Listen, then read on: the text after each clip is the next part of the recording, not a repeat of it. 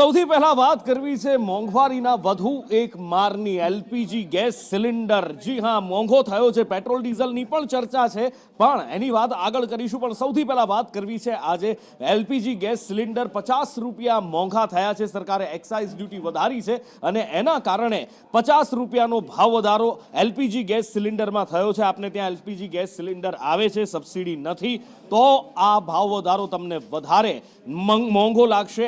805 રૂપિયાના બદલે હવે 853 રૂપિયામાં આ એલપીજી ગેસ સિલિન્ડર મળશે। જો કે જે ઉજ્જવલા યોજનામાં આવે છે એમને પણ 553 રૂપિયામાં આ બાટલો મળશે અને નવો ભાવ આજે મધરાતથી લાગુ થવાનો છે। What we have decided, therefore, is that the average price, not the average, the price per cylinder of LPG will increase by 50 rupees.